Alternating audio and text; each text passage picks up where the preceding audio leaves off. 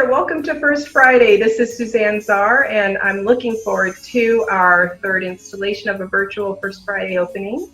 I'm very excited to have with me artist Warren Dykeman, who's currently exhibiting in our SC Gallery on Mercer Island, and Dawna Holloway, who is the owner of Studio E. And I thought I would just kick it off with you, Dawna. Maybe you could tell us a little bit more about Studio E and what it is that we have collaborated on specifically in the SC Gallery with Warren's work. Great, thank you, and thanks for having us today. Studio E opened in 2014 somewhat casually and has evolved into the gallery in Georgetown, neighborhood of Seattle, and we have had probably over 50 exhibitions since then. Every 4 to 6 weeks we rotate. And Warren is one of the regularly exhibiting artists at Studio E. When we were able to meet and see your space, it just seemed that it would be perfect to be able to show a few works from several different periods in Dykeman's past. Yeah, and we are showing, for lack of maybe a better word, but 3 series or collections, and they're you could see the thread of creativity through them, but they're each very, very unique. And Warren, why don't you tell us a little bit more about how you got into art? Because I think otherwise you've been involved more in graphic design. Is that correct? Yeah. So kind of the commercial side, and then realized as I got into working for design firms and in-house design departments that I needed that outlet, something that was not controlled by someone else. A lot of times most all the time, you'll do designs that are, you lose control of, you lose ownership of it really, and you have to do things that you wouldn't ordinarily do. And so I'd go home and break out the sumi ink and just do these paintings with sumi ink on paper. And so that's kind of how it started. And then from there, some of those pieces I got some interest in some smaller galleries and that kind of thing. And so that was kind of the start of it. And how did you two connect? At what point in your career or have you always been friends, or what's the history? When I first started the gallery, Warren was one of the artists whose work I had admired. And I had this idea that there would be a grouping of artists whose work, there are a number of artists in Seattle who sort of do like an informal call and respond. They communicate with each other and share ideas and materials. And I thought that would be something to sort of showcase in the gallery. And so I always enjoyed showing Warren's work and including that with these other artists. So tell us a little bit about your process, Warren. What inspires you, and how has your work evolved? You've been doing it for quite a while. Tell us a little bit more about your process. Yeah, it's kind of, I have, kind of a vocabulary of things, objects that I reuse and repurpose. And there's a lot of, sometimes it's just a painting, or sometimes it's something that's cut out of paper and use collage. So I collage my own paintings and drawings. A lot of times I'll look and I'll see an older painting that I've done. So I use my older work that I've forgotten about as references to use again. So I keep trying to add new things and then pull old things in the mix and that kind of thing. And I think over time I just keep getting a little better each time, or each year it gets a little better at composing them together. A lot of times I'll go upstairs, so I've got upstairs where I work in my living area, and then downstairs is the studio. So a lot of times I'm down there working a lot, and other times I just stay upstairs and then just make pieces. I don't know how they're going to fit, but then that's kind of how it goes for me. And so I try to just keep it loose like that. What I've noticed about your art is that it speaks to my own left brain, right brain battle, where there's something that's more sort of intuitive and then another aspect of it that's a little more logical. And they seem to kind of dance together in your artwork somehow. And I've been curious about that, in terms of how, if that's a conscious way of working, or is that just what kind of happens? Well, I'm trying to merge those things. So in a way, I want to be, some of my favorite work is those combinations of Basquiat and Warhol, when they would work on the same piece together. I just thought that was so great, the way that merged together, how that worked. And so I want there are certain things to be loose and expressive, and then other things to be precision, like, for instance, like a typeface, where you'd have that high contrast contour of a letter form on a rail car, where it would be going by and you would see the corporate graphics of the rail car, and then someone had done graffiti over that with spray paint. And so that merging of those things it's always been really interesting, wanting to seem like two different people, when I'm painting. It's so true. It's like there's an aspect of it that is in motion in your work, and other aspects that are very calculated and almost static.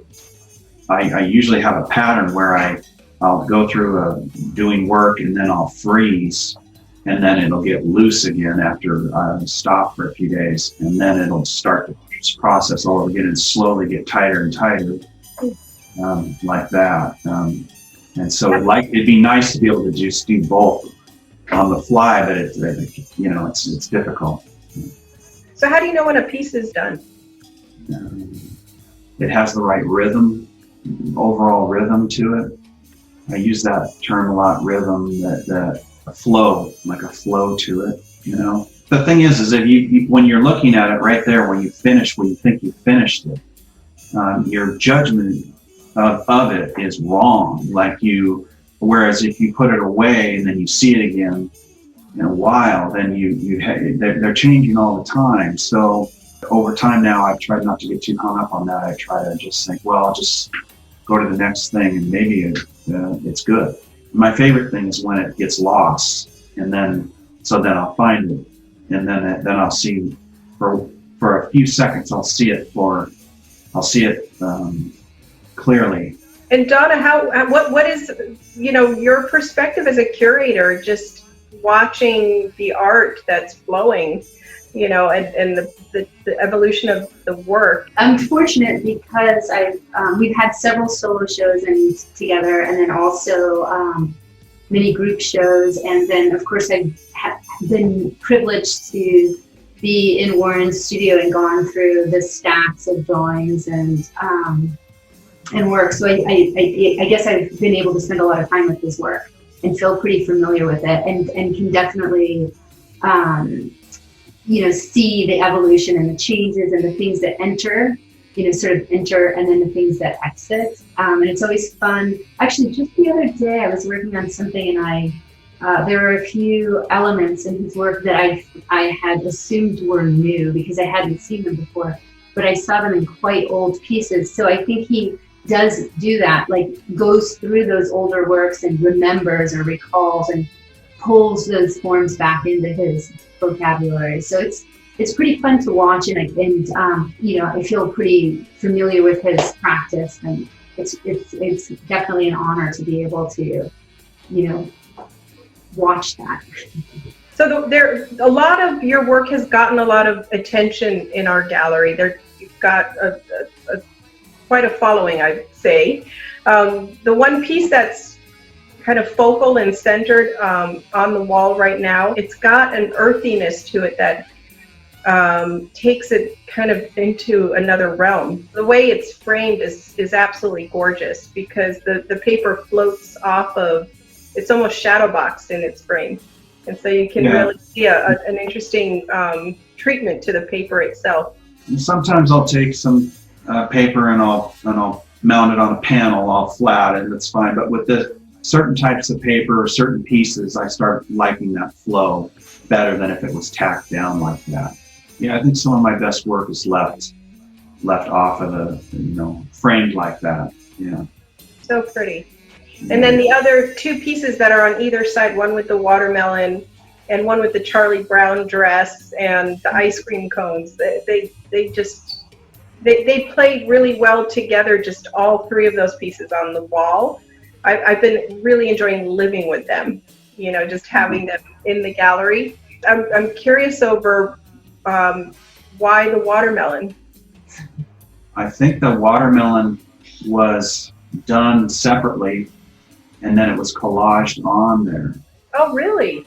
Yeah, so it was after the figure. Sometimes I'll have films going on in the background and I'll get up and I'll see something on there and I'll put what I see or make what I see and then put it on the piece. A curator described Warren as sort of just like absorbing all of these things from life, from TV, from movie, and then sort of reiterating them on paper. But that watermelon piece was done at the same time. I think of it as her sister. There's another piece of a similar woman smoking a cigar.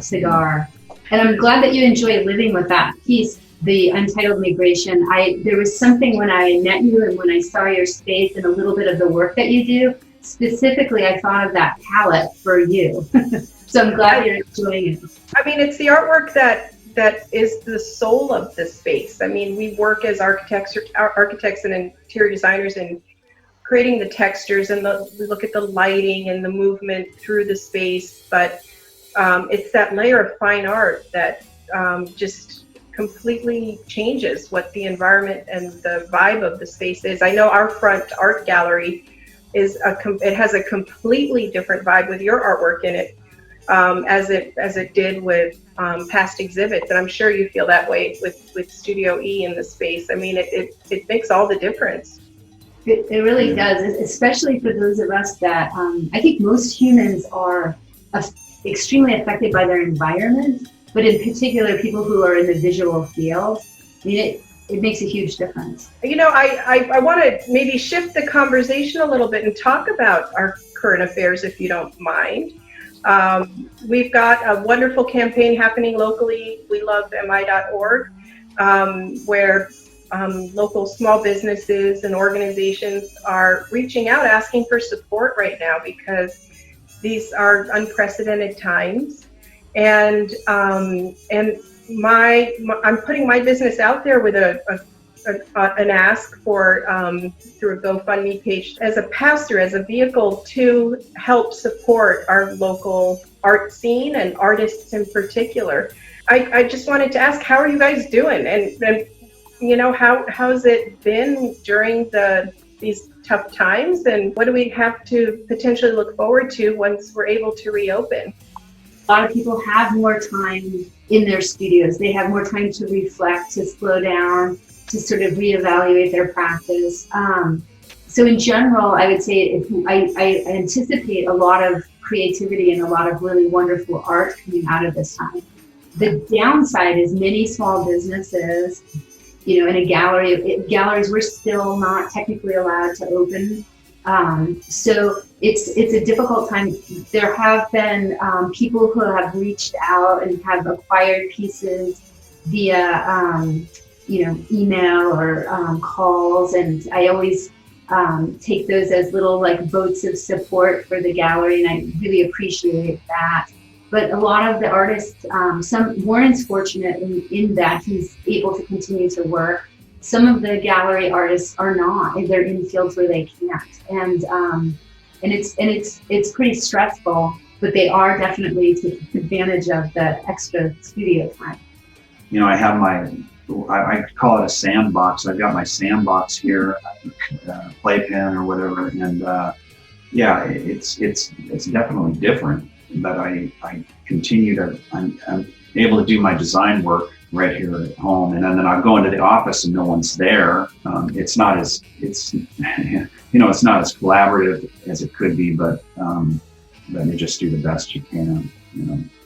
Yeah, I think the one silver lining, in my opinion, is during such times, what do you see people doing but sort of retreating into the creative world, right? Through literature and film and music, and there's a little self-reflection, and maybe they're creating themselves. And I'm hoping we come out of this with a fuller appreciation of the art world. And creativity is so important.